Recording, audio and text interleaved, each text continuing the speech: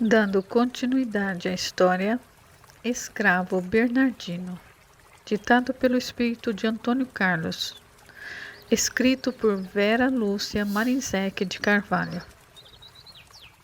Capítulo 4. Eternamente grato. Como esperar, foi angustiante. Tomás e mãe Benta, como os outros escravos, me animavam. Todos agora faziam questão de conversar comigo e me dizer palavras de esperança. Agora gostavam de conversar, de responder às perguntas. Contei não sei quantas vezes a minha história e sempre acabava chorando. Temia a volta dos 2 empregados sem eles. As horas não passavam e a espera não foi fácil.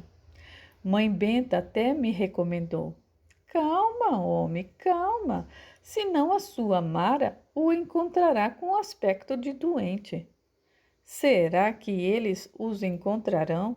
Indaguei aflito. Reze e pede ao Pai do céu para que eles os encontrem e comprem e voltem todos juntos. Sabe orar? Sei, respondi e lembrei de Tião. O meu amigo Tião disse que reuniria minha família. Talvez ele tivesse razão. Eu disse à mãe Benta: eu vou rezar, mas reze você também, mãe Benta, por todos nós. Já fiz e farei novamente um trabalhinho para abrir os caminhos para Chico e Pedro voltarem com eles. Obrigado, mãe Benta, você é tão boa. Boa aqui é só assim, mas tento ajudar a todos, é minha obrigação. Tudo o que a Sinhá está fazendo custa muito dinheiro.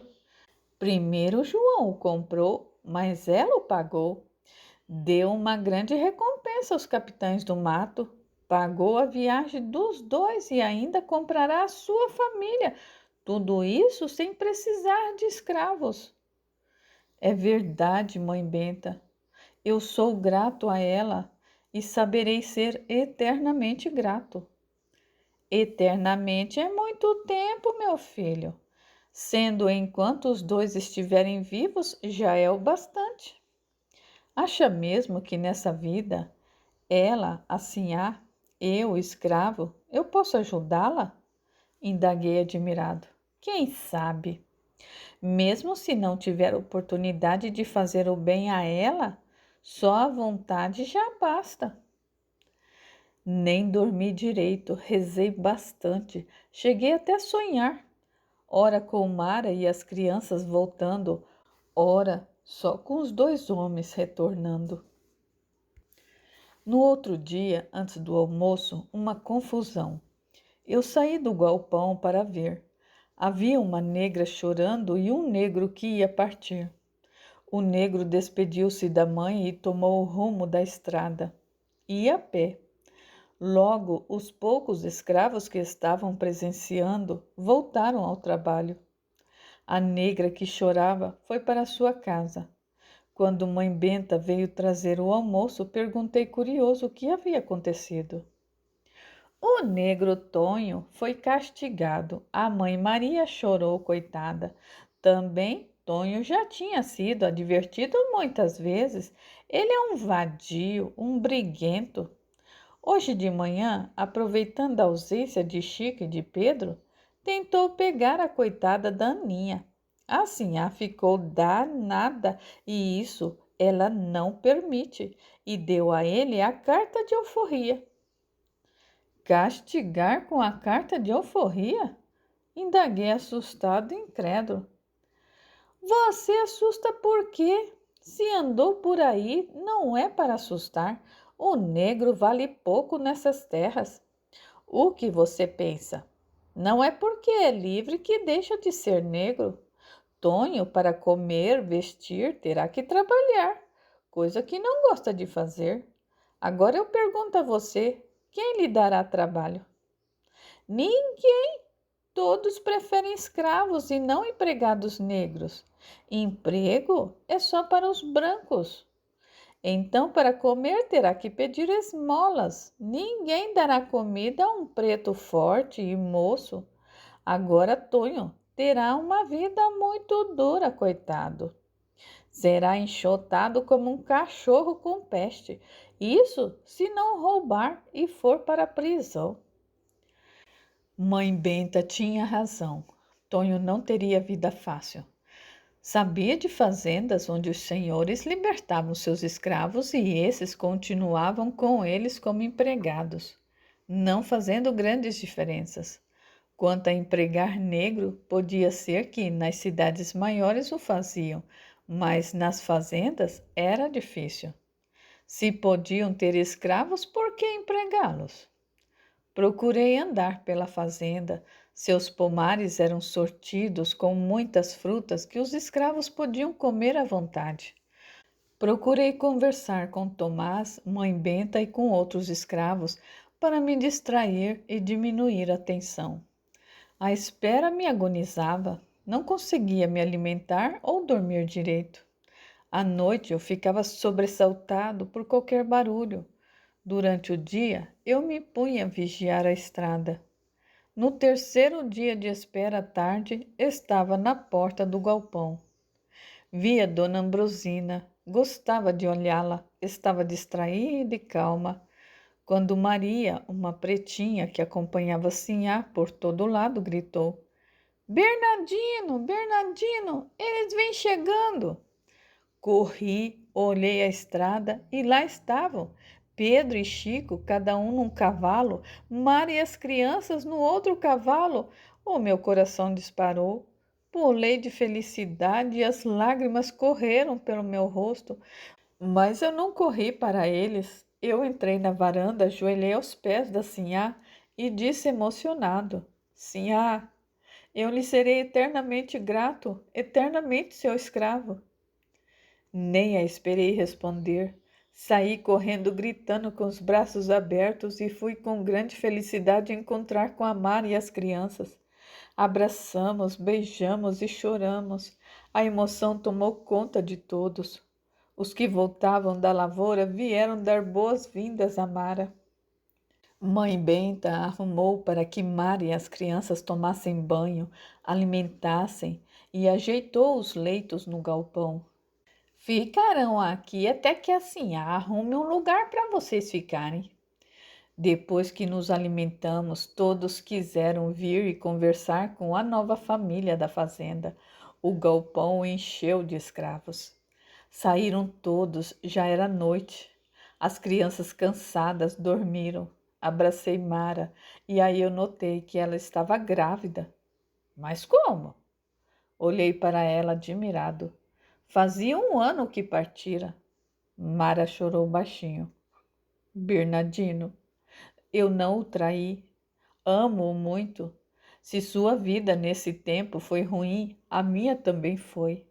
Eu fiquei desesperada quando me contaram que tinham sido vendido com os outros escravos. Eu senti muito a sua falta.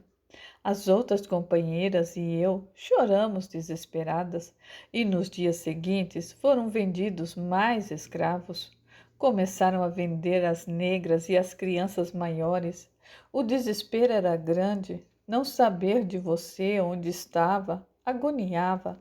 A fazenda ficou nas mãos dos empregados e virou uma confusão. Januário, aquele capataz nojento, começou a engraçar comigo.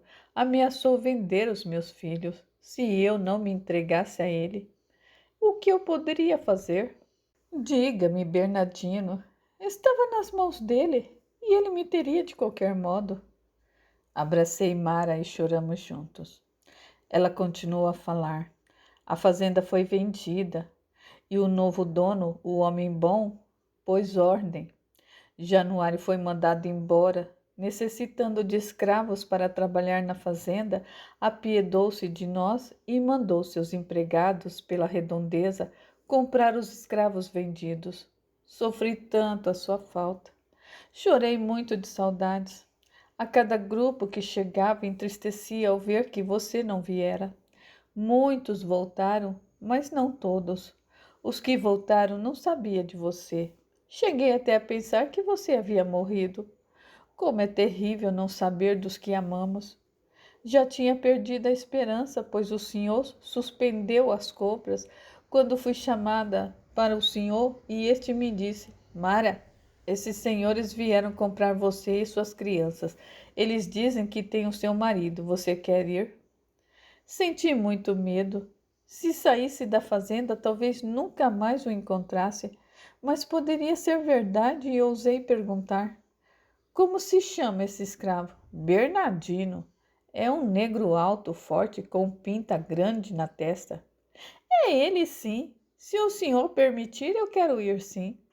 Arrumei as minhas poucas coisas num instante e parti esperançosa. Chico e Pedro me trataram bem e aqui parece ser tão bom. Tive raiva do Januário, mas não podia estragar aquele momento de agradecimento a Deus com rancor. Levantei a cabeça de Mara, que a tinha abaixado envergonhada. Mara, não sinta vergonha. Você não teve culpa. Quanto à criança, eu já gosto dela. É meu filho. Mara, se é seu, é meu também. Aqui estou há mais de um mês. Ninguém sabe quanto tempo estivemos longe. Graças a Deus, ninguém perguntou o tempo. Se indagaram, foram meses somente. Você sofreu, eu sofri. Agora estamos os quatro juntos e seremos felizes aqui. Todos os escravos daqui também são felizes. Essa criança não tem culpa, é nosso filho. Abraçamo-nos emocionados. No dia seguinte, senti-me outro homem. Estava disposto, alegre, e logo cedo eu pedi a Chico: Senhor Chico, eu quero trabalhar. Que sabe fazer? Sabe cuidar de animais? Sei, respondi contente. Então vai trabalhar na cocheira. Mara foi trabalhar na cozinha da casa grande. Estava grávida, não ia para a lavoura. As crianças ficaram no pátio, no pomar ou no porão da casa grande, onde brincavam e faziam pequenas tarefas. Passou uma semana, adaptamos, estávamos todos contentes ali. Fazia meu trabalho com muita atenção e capricho e fui elogiado por Chico. Mara, numa tarde, me contou os acontecimentos da fazenda Santa Clara. Logo que partiram, Jeremias começou a aparecer na fazenda como assombração. Muitos o viram com uma corda no pescoço, sufocado, a gemer e a maldizer. Depois passaram a vê-lo só perto do senhor. Esse nosso patrão passou a sentir-se mal e a ter falta de ar, de chegar a bater a cabeça na parede. Quando o senhor vendeu a fazenda e foi embora, o fantasma Jeremias despediu-se de todos com a mão e foi embora com o senhor. Quando vieram os escravos recomprados, dois que ficaram com Jeremias contaram que este, logo que possível, tentou fugir. Capturado, apanhou muito no tronco, vendo que era impossível fugir, suicidou-se enforcado na senzala. Jeremias, quando estava comigo na carroça, quando fomos embora, fez uma promessa de vingança. Cumpriu o que prometeu. Foi isso que nos disse o pai Manolo, que ele prometeu vingar e pelo jeito estava cumprindo. Só que este sofria e pelo jeito muito. Não é agradável ficar sentindo a morte e as dores dos últimos instantes como ele. Se aparecia aos outros como enforcado, é porque devia sentir-se assim. Vingança não traz felicidade. Sofre-se para fazer sofrer. Se ele tivesse esperado, voltaria com os outros. Precipitou-se, coitado. Todos os momentos difíceis passa. É só saber esperar e ter paciência. Tomara que Jeremias perdoe para que fique bem. Quem se suicida sofre muito. Esse ato covarde não se deve fazer nunca. O velho Tomás foi achado morto na sua cabana pela manhã. A fazenda parou. Foi feito só o serviço que não podia ser adiado. Todos choraram, até eu, que pouco convivi com ele, senti. Todos os moradores da fazenda foram ao enterro. Até a Sinhá foi e chorou, para o meu espanto. Mãe Benta estava muito triste. À noite foi nos visitar no galpão. Você está triste porque ele morreu? Eram amigos, não é? Indagou Mara a ela. Não é pela morte dele que eu estou triste, é pela ausência física. Somos e seremos sempre amigos. Não é porque ele morreu que deixaremos de ser amigos. Os sentimentos continuam, depois que a morte nos leva a viver noutro plano. A Sinhá também ficou triste, disse. Ela gostava muito do Tomás, que foi escravo do pai dela. Será que depois de mortos seremos escravos? Será que somos separados pela cor do lado de lá? Indagou Mara, curiosa. Não, escravos somos pela cor e só se tem aqui na terra por esse motivo. Porque, meus amigos, no plano espiritual ruim também há escravos, mas lá são os maus que têm esse castigo. Do outro lado são separados bons e maus, independente de serem brancos ou pretos. Muitos brancos orgulhosos vão levar um susto em ver o lugar de destaque que Tomás irá ter por lá. Será que ele ficará branco? Perguntei. Não, a cor não importa. Ele não se incomodava com esse fato. Mãe Benta saiu e Mara comentou. Tomás deve ter sido bom. Quando morre uma pessoa boa, todos sentem a sua falta. Quando morre um mau, sentem-se aliviados. Que Deus o tenha. Amém. Respondi com sinceridade. No outro dia, Chico me deu a ordem. Dona Ambrosina mandou você ir limpar a casa, que foi de Tomás, consertar o que estiver estragado para você morar lá com a sua família. Morar numa casa? Que bom! Como eu sonhava, disse Mara a sorrir. Bernardino, nós numa casinha? Que felicidade! Vamos fazer tudo para estar sempre bem aqui. 2 dias depois estávamos na nossa casinha. Ficamos bem instalados, havia 2 quartos, sala e cozinha. Estávamos contentes, felizes, fizemos amizade com todos na fazenda. No tempo certo, Mara teve a criança. Era uma linda menina mulata, clara. Se alguém desconfiou de alguma coisa, nada comentou.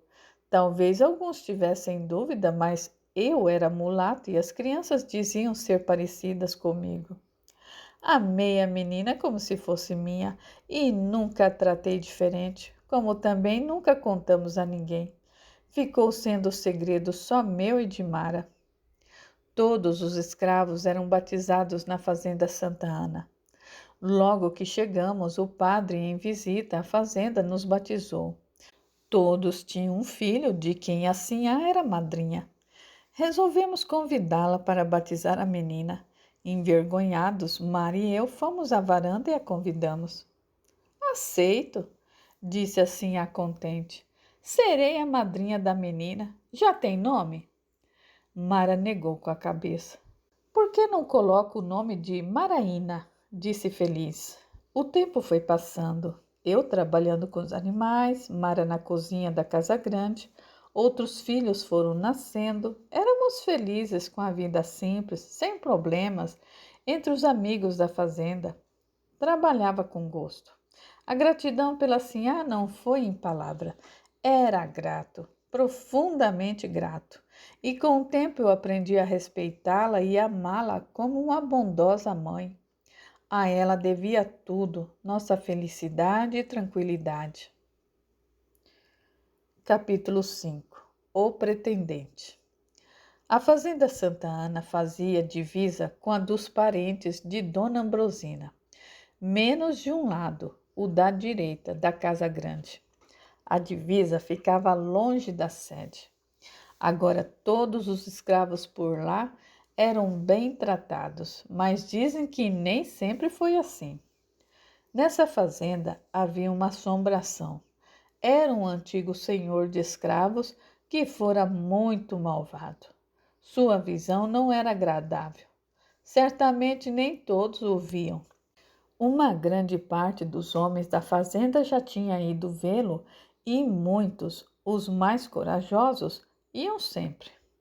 Quando ficamos sabendo dessa história, Mara, curiosa e medrosa, indagou a mãe Benta. Por que nem todos que vão lá o veem? Mara se referia ao lugar em que o fantasma aparecia nas ruínas da antiga sede. Mãe Benta, como sempre, respondeu gentilmente. Para vê-lo é necessário ter o dom especial, mas a visão é tão forte que basta um pouquinho desse dom para vê-lo. Assim muitos têm visto. E por que ele aparece? Continuou a perguntar Mara. Porque o espírito desse antigo senhor está lá, mora nas ruínas. Ali tem muitos fluidos propícios, a natureza que facilita a sua aparição. Também porque é espírito que muito se dedicou à matéria, a ela se encontra preso. Aparece só à noite? Indaguei. Aqui na fazenda, eles só vão vê-lo à noite. As aparições normalmente são feitas mais no período noturno. E muitos que vão lá para vê-lo são médiuns. O espírito usa desses fluidos da mediunidade para se tornar visível. Por que ele virou assombração? Indagou Mara. Esse homem cometeu muitas maldades e vaga pela antiga fazenda sem sossego. Sofre? Indaguei. Claro! Todos que morrem querem estar em bons lugares, mas esses lugares maravilhosos são para quem fez por merecer e não para os que querem. Esse espírito sofre muito o reflexo das suas maldades. 6 companheiros resolveram ir até a outra fazenda na sexta-feira para tentar vê-lo. Muitos já tinham ido várias vezes, iam sempre como se fosse ver um espetáculo. Convidaram-me. Hesitei. Depois eu acabei aceitando de tanta curiosidade. Saímos logo que anoiteceu. Fomos andando até o lugar onde diziam que aparecia e comentando pelo caminho as proezas desse antigo senhor de escravos. Dizem que marcava com ferro quente seus escravos. Todos viviam na senzala trancados e só saíam para ir trabalhar nas lavouras e com corrente nos tornozelos, disse um dos companheiros. Contam que todas as escravas virgens eram dele. Ele as tinha quando meninas de 13 a 14 anos. E se alguma engravidasse, ele matava os neném quando nascessem. Tratava os escravos muito mal, por qualquer motivo os colocava no tronco. Muitos morreram com seus castigos, disse Bento todo empolgado.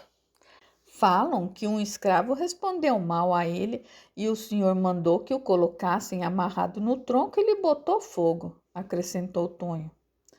Foram muitas as maldades que ele fez. Conta-se que até com a esposa e com os filhos ele foi mal, disse Leonildo. Não é à toa que nem o diabo aceitou no inferno, comentou Tião. O inferno dele é aqui mesmo, falou Bento. Vocês já sabem, ficaremos sentados e não diremos nada à assombração. Aconteça o que acontecer, ninguém pode correr. Só iremos embora quando a assombração sumir. Chegamos. As ruínas eram assustadoras. Algumas paredes teimavam em ficar em pé. Pedras e mato cobriam a antiga casa. O local era assustador. Esse local é infestado de fantasma, tanto que o novo dono fez outra sede longe daqui e deixou essa abandonada, tornou Tonho.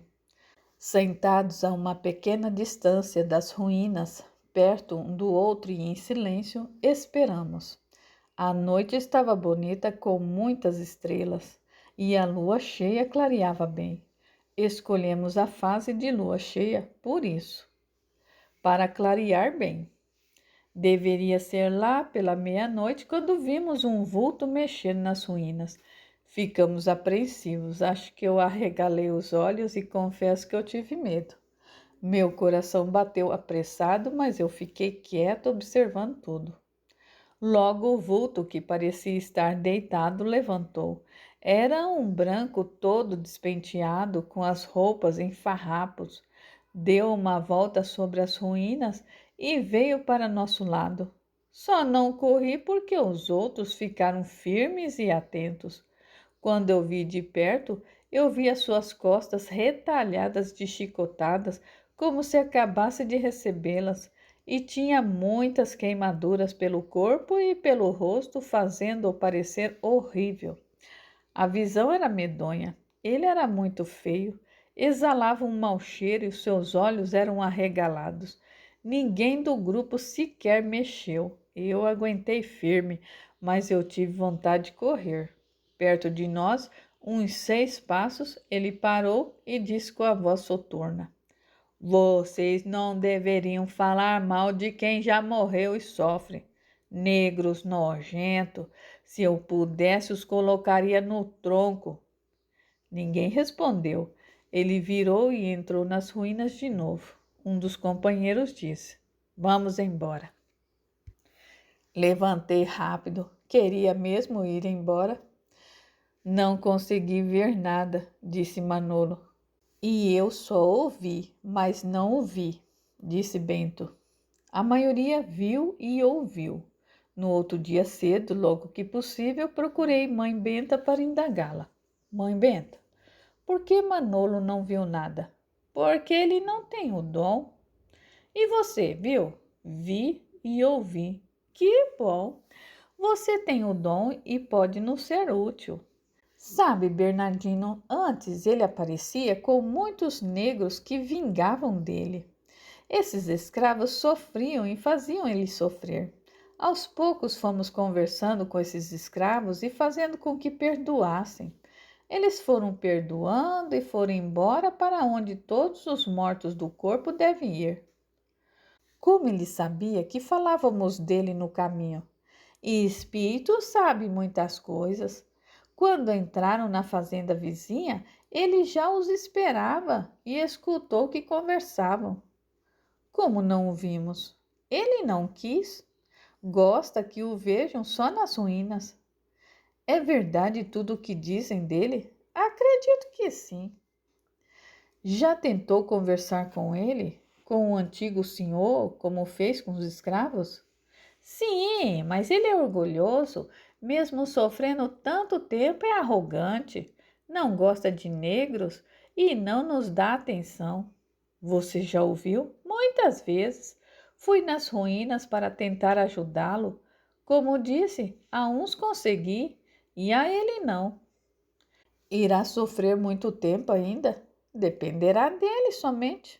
Quando arrepender com sinceridade a ponto de poder voltar atrás, fará tudo diferente, como também deverá pedir perdão a Deus e aos que ofendeu e prejudicou. Aí poderá ter sossego, paz e ir embora. Ele tem muito que aprender. Credo e cruz, mãe Benta, fazer o mal não está com nada. Fazer o bem está com tudo. Colhe-se o que se plantou. Se o viu, observou seu sofrimento. Ele sente como castigo e dói sempre. De que ele morreu?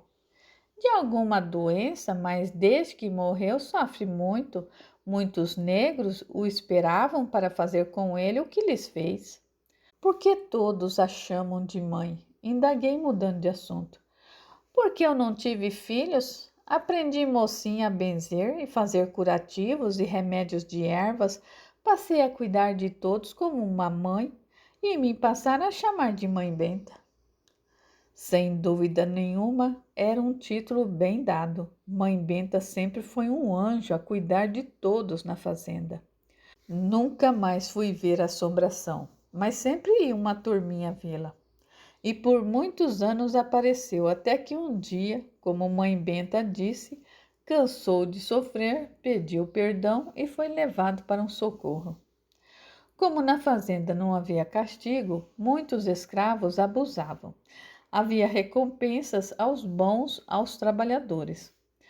O serviço era bem repartido. Os que faziam a mais recebiam recompensa em dinheiro. Os que faziam o estipulado nada recebiam. Os que não faziam recebiam advertência. Após 30 advertências, eram vendidos.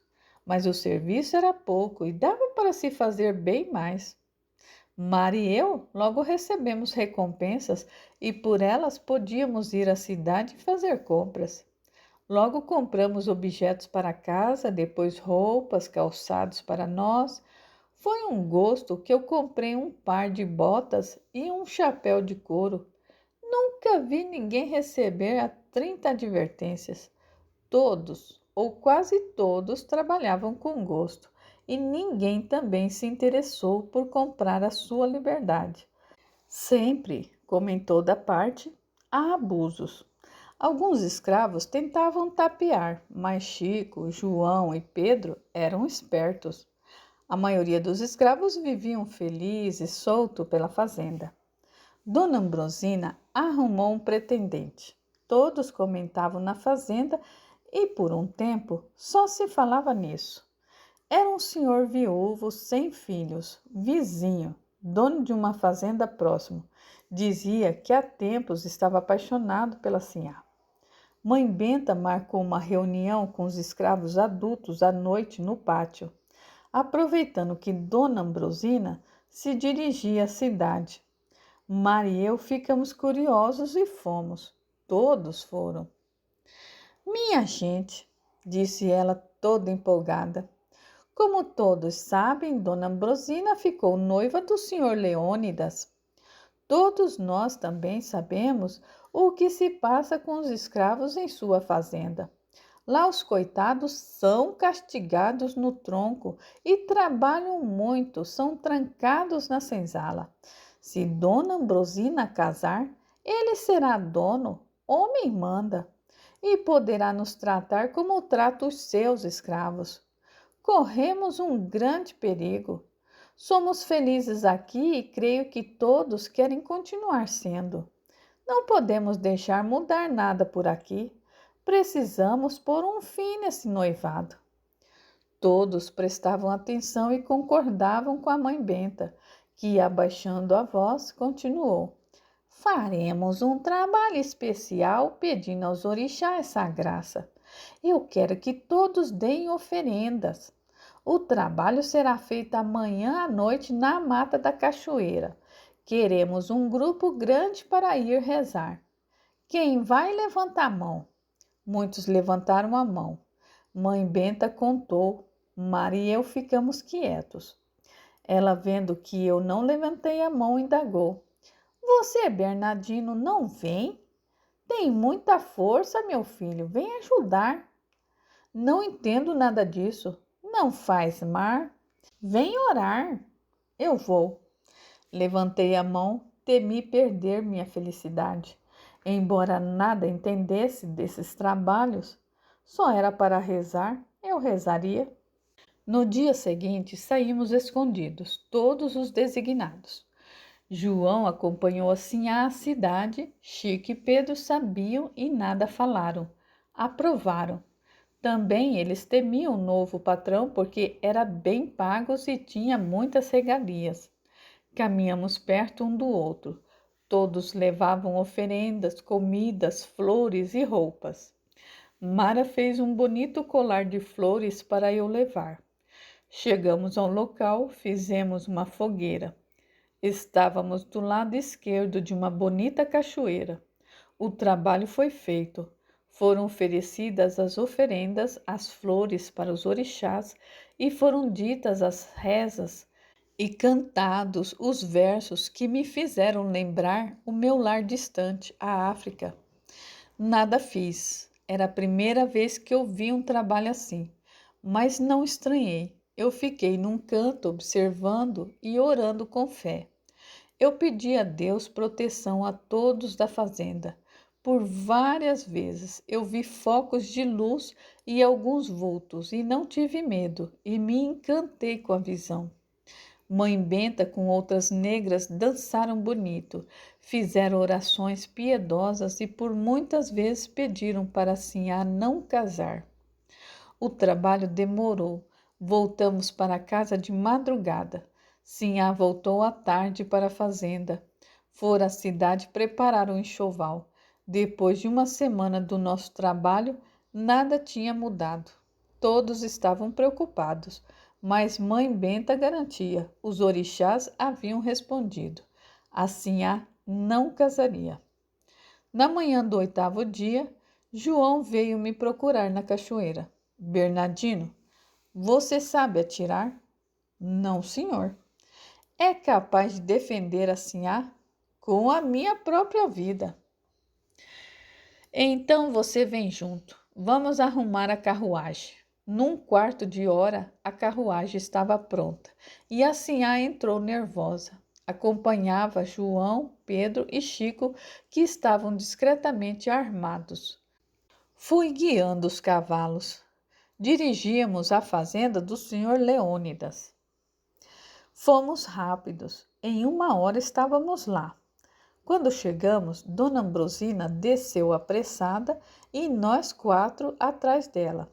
Em vez de se dirigir à casa grande, atravessou o pátio e foi para a frente da senzala. Nesse local estava um tronco e um negro gemia preso nele. Olhamos curiosos.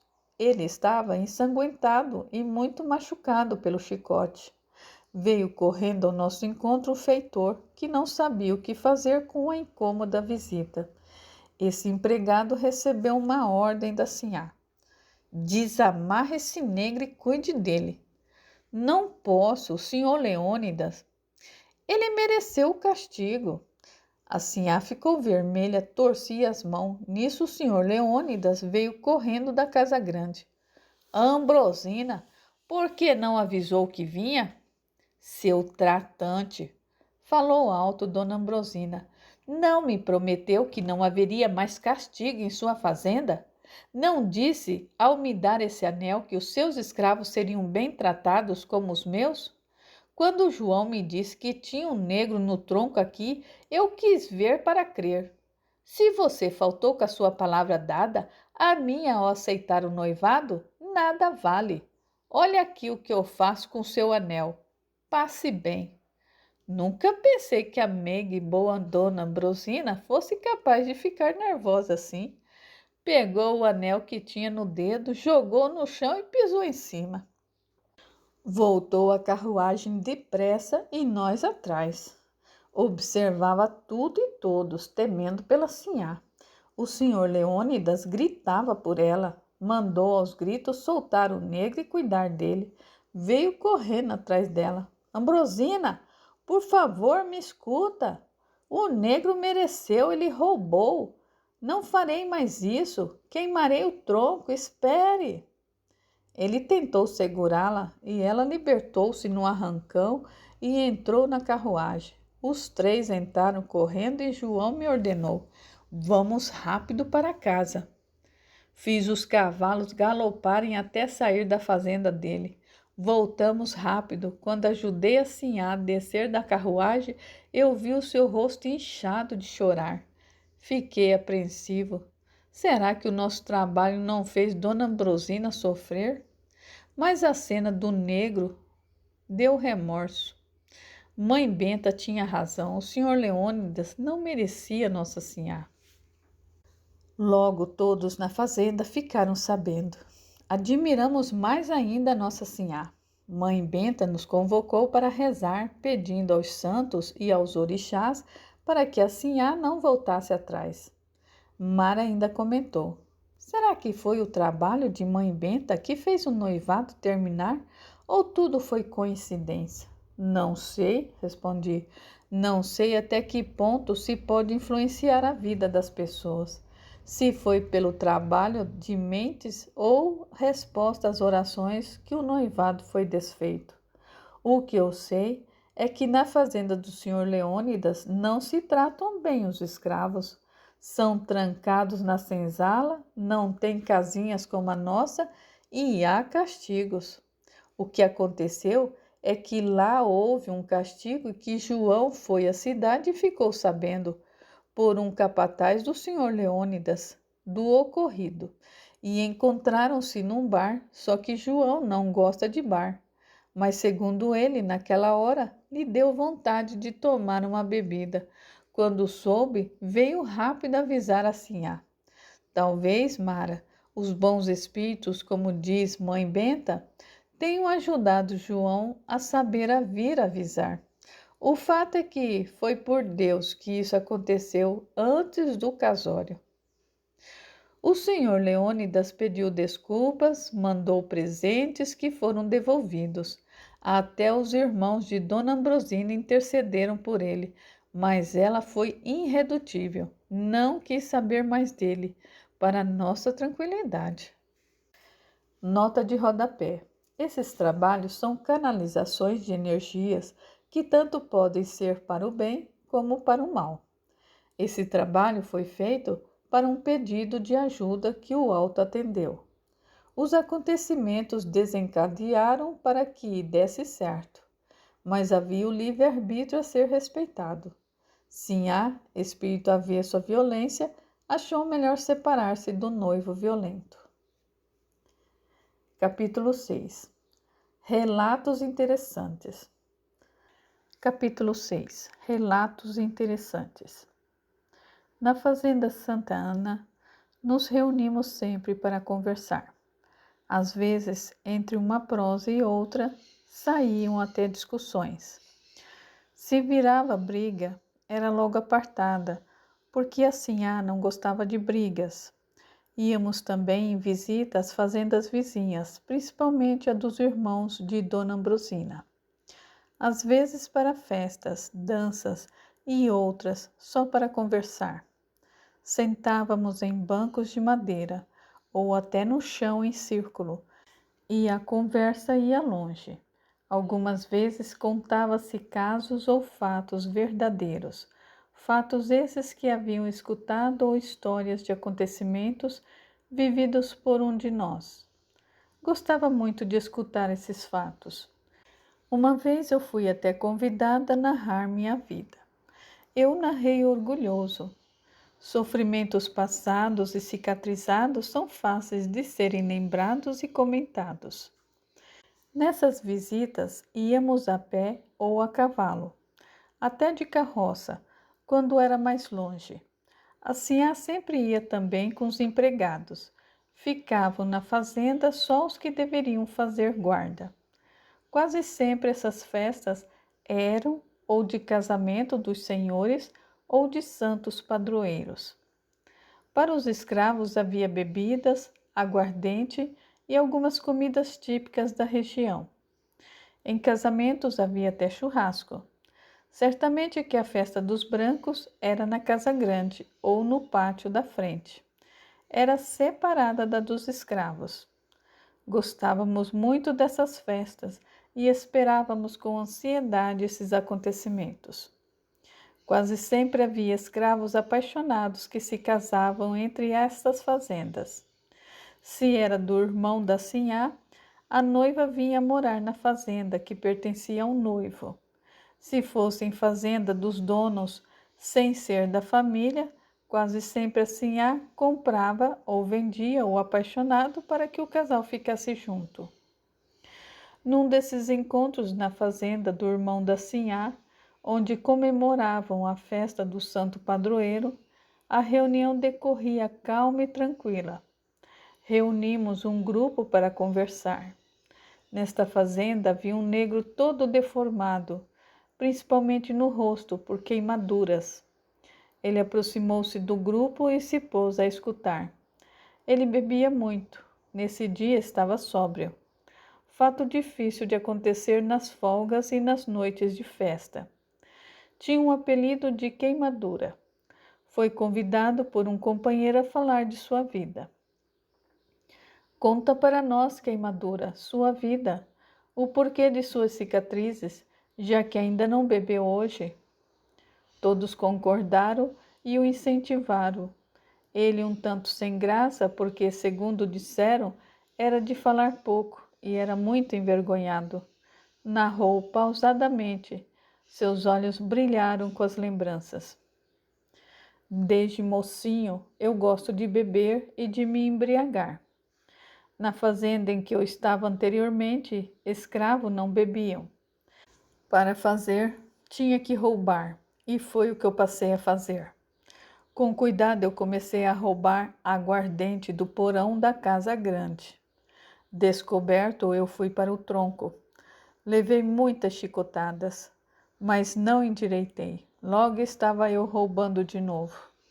Bebi da melhor aguardente que o coronel tinha guardado. Todos os dias à noite ia no porão e roubava um pouco, até que eu bebi tudo.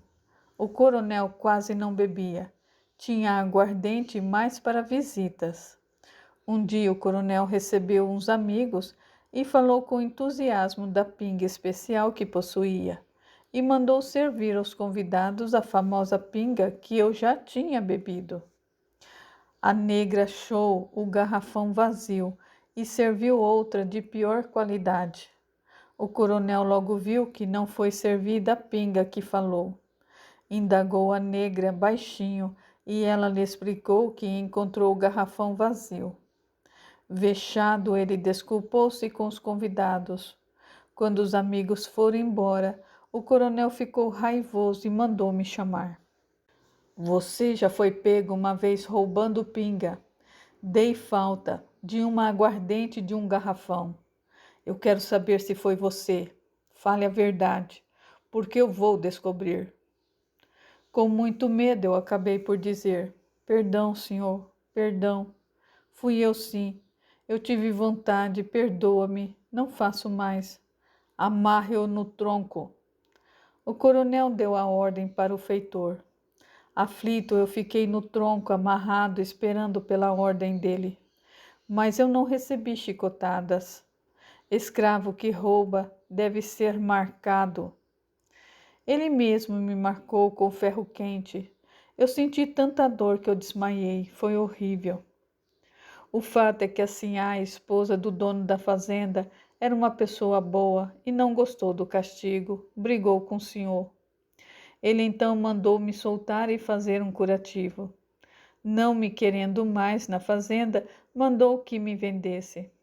Só tinha pai e irmãos. Meu pai ficou muito triste, despediu-se de mim chorando. Senti deixá-lo e temi a minha sorte. Na feira, um empregado do senhor Joaquim, dono dessa fazenda, ficou com dó de mim e me comprou. Aqui cuidaram de mim. Aqui cuidaram de mim, mas infeccionou e eu quase morri. Sarou e fiquei assim, todo marcado. De fato, o rosto dele era todo deformado. A boca torta pelas cicatrizes, após um intervalo, falando com voz calma, continuou. Sarei, fui trabalhar, e aqui estou sem amolar ninguém. Queimadura é bom trabalhador, disse um dos seus companheiros. É rápido e caprichoso, recebe muitas recompensas. Gasto toda a minha recompensa em bebidas, mas eu só bebo à noite e aos domingos. O senhor Joaquim não acha ruim? Indagou um negro da fazenda Santa Ana. Já conversou comigo para que eu parasse de beber, mas eu gosto e não atrapalho ninguém. Ele não liga. Queimadura não tinha nada, além da roupa que ganhava, porque pelas recompensas todos os escravos, principalmente nas festas, estavam e gostavam de estar bem vestidos. Queimadura gastava todo o seu dinheiro em pinga que comprava na cidade. Uma outra vez estávamos reunidos na fazenda da irmã da Sinhá. Escutávamos uma história interessante. Estava no círculo de conversas, porque muitos grupos se formavam e os jovens cantavam e dançavam, não longe de onde estávamos. Maria nos contou uma história que ouviu de sua avó. Não muito longe daqui havia uma fazenda próspera, onde os escravos eram bem tratados. Havia um escravo bonito, mulato escuro, alto e forte, que trabalhava na casa grande e que se apaixonou por uma das filhas do senhor. A sinhazinha também acabou gostando dele. Passaram a se encontrar escondidos. Do amor grande, lindo, a Sinhazinha acabou ficando grávida. Desesperaram, não tinham como fugir e temiam pela sorte deles. Certamente o escravo seria morto de forma cruel e ela iria para o convento e nunca iria ver o filho, que seria ou dado ou mandado para longe ou morto também. Planejaram então morrer. Eles se enforcariam ou usariam uma faca que assim a pegou do seu pai. Escolheram a faca. Ela já estava no 6º mês de gravidez. Sabendo que não ia dar mais para esconder seu estado, resolveram acabar com a própria vida. Uma noite, no porão da casa, ela não teve coragem de enfiar a faca em si mesma e pediu ao namorado para fazê-lo. Ele a feriu e depois enfiou a faca em seu peito. Ele desencarnou, mas a Sinhazinha não morreu naquela noite. E pela manhã foram encontrados. A Sinhazinha foi socorrida e medicada, e ao voltar a si, contou aos pais o seu romance. O pai ficou furioso, mas nada tentou contra a filha enferma. Esconderam o fato, mandaram enterrar logo o escravo e disseram a todos que a Sinhazinha estava doente. O ferimento dela não foi mortal, mas o ocorrido fez com que abortasse. Esse aborto provocou uma infecção e ela desencarnou, chamando pelo seu amor. Foi uma grande vergonha para a família que tudo fez para esconder o fato. Minha avó soube porque trabalhava na casa grande, mas o mais importante nessa história é que eles não sabiam como explicar a aparição da sua filha ao lado do escravo. Os dois apareciam juntos, de mãos dadas, a passear pela fazenda e tinham ferimentos no peito que estavam sempre sangrando. Os apaixonados vagavam juntos em sofrimento. Quando os mais corajosos conversavam com eles, os dois choravam e pediam preces, diziam estar sofrendo. Maria calou-se por alguns instantes. Depois, com a sabedoria que a vida dera, completou: quem se mata sofre muito, muito mais que qualquer sofrimento terreno. Por tempos a alma fica em dores terríveis. É bem triste. Ninguém deve, por motivo nenhum, matar o corpo abençoado que o Pai nos deu para viver encarnado nessa terra. Mas Maria, disse uma negrinha que escutava atenta, a Sinhazinha não se matou. Foi ele quem enfiou a faca nela. Sim, é verdade, respondeu Maria. Mas a intenção é tudo. Ela queria morrer, tinha a intenção de fazer. Talvez pensou não ter forças para tal façanha. A vida prega peças, comentou uma negra. Ela não desencarnou da facada, mas desencarnou de outra coisa. Talvez a coitadinha desencarnou com ideias de tentar o suicídio novamente. Falou a mulher com ar sonhador. Acha que os dois podem ter ficado juntos depois de socorridos? Aventurei a indagar. Quem suicida perde muitos privilégios, às vezes até de um corpo perfeito na próxima encarnação. Talvez para um aprendizado os dois se separem por tempos, até aprenderem a amar a Deus, a vida, mais que a si mesmo. Mas os dois se amavam, disse suspirando uma negrinha. Não foi à toa que um veio sinhá e outro escravo. Talvez tivesse que aprender a amar em silêncio. Era por castigo que deveriam amar e ficar separados, falou uma mulher. Maria continuou respondendo. Acredito mais que foi para um aprendizado. O amor deve ser sempre sincero e puro, e não deve fazer a infelicidade de ninguém para tê-lo. Talvez os dois anteriores, em vidas passadas, tinham abusado desse amor. Falando em amor, só existe história de amor de sinhá por escravos, e não ao contrário, falou Onofre.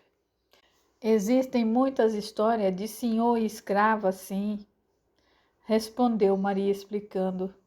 Só que normalmente é aceito esse amor. A escrava viva amante de senhor. A maioria desses amores são só caprichos, mas às vezes o cupido também prega peças e o amor é sincero. Só que dificilmente o homem assume uma escrava para esposa, quase sempre casa com uma branca e a negra fica como amante. Na fazenda do senhor José, irmão da sinhá Ambrosina, havia uma família de escravos que tinha uma criança débil mental. A criança era toda deformada, era um menino. Não tinha nem nome, fora batizado como todos na fazenda. Mas a mãe dele esqueceu seu nome e todos o chamavam de Bobo. Dava dó de vê-lo. Tinha a cabeça grande, braços com as mãos pequenas, as pernas curtas e os pés normais, que ficavam enormes perto das pernas e braços. A cabeça redonda tinha que ficar escorada, porque pendia para os lados. A mãe cuidava dele, como também dos outros irmãos, mas a família era grande e não se tinha muito tempo para ele. Ficava dentro de um cesto grande, só era tirado de lá para a limpeza dele ou do cesto. Muitas moscas, mosquitos sentavam sobre ele, o incomodando. Durante o dia, colocavam ele na área da casa e ficava ali para todos verem. Algumas pessoas passavam e mexiam com ele, outras abanavam e algumas até o alimentavam. À noite era colocado para dentro da casa. Só emitia sons quando chorava, parecia um piado de passarinho. Era negrinho, bem negrinho. Não sabíamos se ele escutava, mas enxergava, porque acompanhava com os olhos as pessoas. Às vezes tentava sorrir. Este ar de riso era cínico, bem estranho. Fui vê-lo algumas vezes. Da primeira vez que o vi, eu fiquei impressionado. Brincava com ele espantando as moscas e ele sorria para mim com o seu modo estranho. Eu nunca vi uma pessoa ser mais feia sorrindo. Ele era. Quando punham alimentos na sua boca, ele só sugava. Quando eu o conheci, ele tinha 13 anos. Viveu desse jeito até os 22 anos. Ao desencarnar, foi enterrado com o cesto. Tempos depois, o grupo de Mãe Benta invocou esse espírito, o que por anos foi o Bobo. Ele veio e conversou com eles. Mãe Benta nos contou o que ele disse na reunião, incorporado. Bobo falou com dificuldade, disse que estava bem e que ia voltar logo à carne. Ia encarnar perfeito, mas negro, escravo. Contou que todo o seu sofrimento foi por erros do passado. Na encarnação anterior foi um feitor cruel. A mãe dele, nessa encarnação, foi a esposa que incentivava ao crime na anterior. Ele fez muito mal, matou muitos escravos e aleijou com seus castigos muitos negros. E quando ele desencarnou como feitor, foi perseguido e enlouqueceu pelo remorso e pela vingança dos que não o perdoaram. A maldade e o remorso destrutivo danificaram o seu perispírito. Encarnou como bobo para se recuperar. Será que como bobo sofria menos que quando estava desencarnado? Indaguei. Sim, sofria. E a mãe Benta completou o relato com a sua simplicidade e com sabedoria. Ser mau é a melhor maldade que se faz a si mesmo, e suas consequências são desastrosas. Zé do Fumo, um escravo muito simpático da fazenda do senhor Joaquim, nos contou um fato certa noite fria em que estávamos em volta de uma fogueira. Quando eu era jovem, vim com o senhor Joaquim, também jovem, para essas terras que ele herdara de seu pai. Fomos reconstruindo-as aos poucos. Quando chegamos aqui, a fazenda estava um pouco abandonada. Logo ficamos sabendo que no mato que cercava a fazenda tinha um lugar que diziam ser abençoado, onde estava uma cruz, lugar este onde muitos negros iam rezar, colocar flores, etc. Ali estava enterrado um escravo jovem que desencarnou injustamente, antes do pai do senhor Joaquim comprar essas terras. Elas pertenciam a um coronel maldoso com os escravos. Dizia que os escravos eram muito mal alimentados. Um dia, uma escrava roubou da despensa da casa grande um pouco de farinha para dar aos filhos. O coronel descobriu. Mas um dos filhos dessa escrava, um menino de 12 anos, acusou-se e foi castigado no lugar da mãe. Foi enterrado vivo em um formigueiro na mata. Teve uma morte horrível. Logo depois de sua morte, todos da redondeza começaram a rezar para o escravo inocente e valente. Começou a se alcançar graças. Zé do Fumo parou por alguns instantes, deixando todos na expectativa da narrativa. Após continuou. Um dia, estávamos senhor Joaquim e eu a cavalo, olhando o gado que estava no outro lado da fazenda, quando no trilho que íamos apareceu uma cascavel, pronta para dar o bote. O cavalo do senhor Joaquim ia na frente, empinou. Eu gritei pelo escravo do formigueiro. Pedi ajuda ao menino dos milagres. Como por encanto, a cobra fugiu e o cavalo parou, como se uma pessoa tivesse segurado. Até o senhor Joaquim acreditou que foi ajudado pelo negrinho do mato. No outro dia, fomos ele e eu levar flores e rezar para o escravo do formigueiro. O senhor mandou substituir a cruz pequena e velha por uma grande nova. Aqui finalizou Zé do Fumo. Todos já receberam ajuda desse espírito que é santo. Tudo que se encabulava, indagava a mãe Benta, ela me explicava sempre dentro do seu saber. Bernardino, eu já vi o escravo do formigueiro muitas vezes. Ele é lindo e muito feliz. Uma vez falou comigo e disse que a sua morte não foi injusta, que por erros de outras encarnações mereceu ter essa morte, que perdoou sem guardar rancor, até tentou ajudar esse senhor maldoso que mandou matá-lo, aconselhando-o para o bem, que ali estava porque sentia feliz em auxiliar os outros e que o plano maior permitiu que por muitos anos ficasse ali para ajudar os que sofrem. Mãe Benta, e quando terminar esse tempo? Irá embora, se não vier outro espírito como ele atender as pessoas em seu nome, irão deixando de alcançar as graças e tudo, o local, até a história será esquecida. Que pena! Assim é a vida, tudo passa. Nós passamos pelo tempo, errando, sofrendo, aprendendo, para sermos felizes quando formos bons. Na fazenda da sinhá Margarida, irmã da nossa sinhá Ambrosina, havia uma escrava muito velha. Ela chamava Bárbara, mas todos a chamavam de Negra Bá. Muitos diziam que ela tinha mais ou menos 100 anos. Quando a indagava, respondia com seu modo calmo: tenho muitos filhos, filho, muitos. Ela contava muitas histórias que dizia serem verdadeiras. Entre eles estava a de uma sinhá que se apaixonou por um empregado da fazenda. Diziam que esta sinhá, na adolescência, foi obrigada a casar com o dono da fazenda, que ela detestava. Um escravo descobriu esse amor, contou para o senhor em troca de sua liberdade.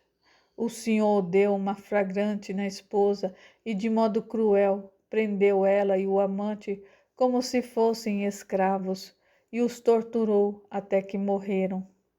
A sinhá tinha 3 filhos pequenos que ficaram com o marido assassino. Dizem que a sinhá perdoou e foi embora para onde devem ir todos os que desencarnam. Mas o empregado não perdoou e obsediou o negro delator. Passou a ficar montado nas costas dele, usando o liberto como cavalo. Muitas pessoas o viam montado no negro. O ex-escravo começou a ficar cansado por qualquer esforço e ter horrível dor nas costas. Não conseguiu mais trabalhar e foi bem infeliz. Tinha saudades do tempo de escravo.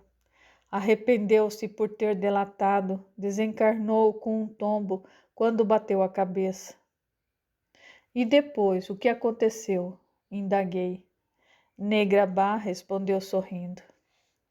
A vida não acaba com a morte, continua. Os dois se odiando, sumiram e só Deus sabe o que aconteceu com os infelizes.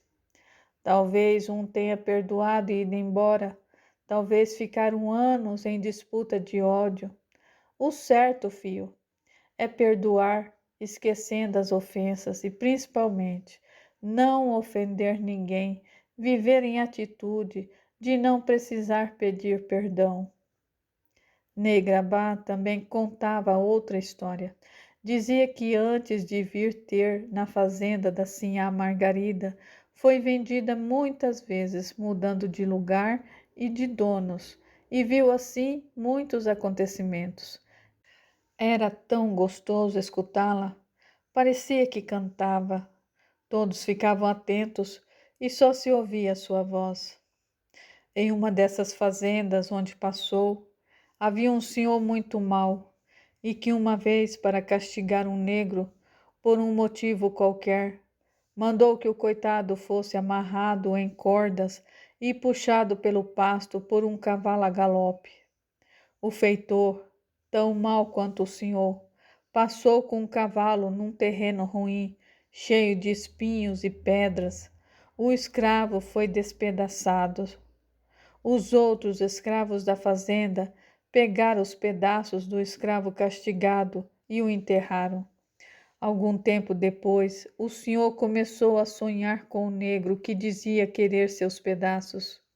Esses sonhos eram tão terríveis que o senhor acordava aos gritos e os negros da casa grande escutavam. O senhor começou a sonhar todas as noites e ficou com medo de dormir.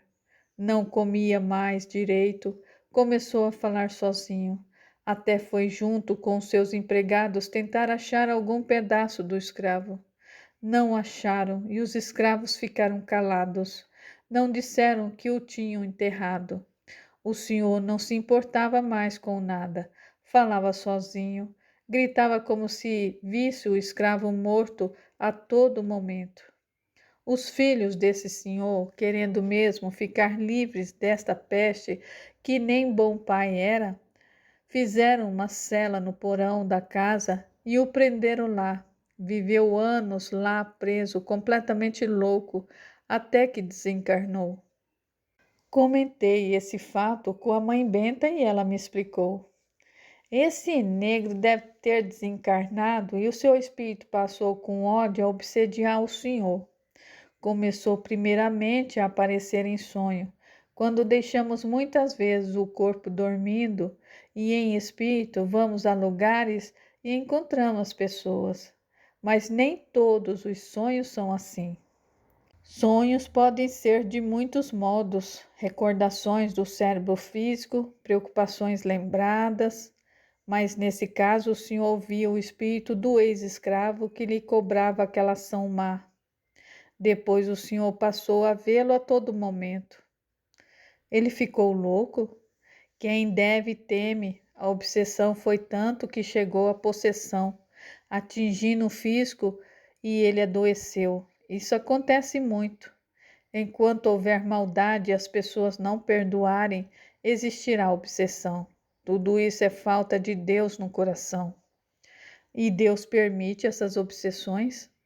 Deus ensina seus filhos a serem bons e não fazerem maldades, mas nos deu também o livre-arbítrio. Fazemos o que queremos, mas quem faz o mal planta erva ruim de espinhos, que vem depois a ferir na colheita obrigatória. Esse senhor fez muitas maldades, plantou a erva ruim. O dia da colheita chega para todos, o dele ia chegar também. Mas o escravo se achou no direito de cobrar pela vingança. Teve também seu livre-arbítrio, porque se perdoasse, ia embora feliz. Não perdoou. Ficou sofrendo e fez sofrer. O senhor ia sofrer de qualquer modo. depois de desencarnado, até reencarnado, não necessita ninguém se vingar. As ações boas ou más que fazemos a nós pertencem. Mas, mãe Benta, alguém pode obsediar só por maldade uma pessoa que não fez nada de mal a ele? Se essa pessoa é boa, não tem má colheita, é difícil. Depois, os bons sempre têm outros bons para ajudá-lo. Quem não deve, não tem por que pagar. Às vezes é inocente na encarnação atual, mas não nas anteriores. Nesse caso, o que se deve fazer? Procurar orar, perdoar, pedir perdão e procurar pessoas que entendem a ajuda que necessitam, tanto para ela como para o desencarnado. Como se aprende com as histórias? Em cada caso, uma lição importante, da qual devemos tirar proveito no nosso dia a dia. Aguardem, a história continua.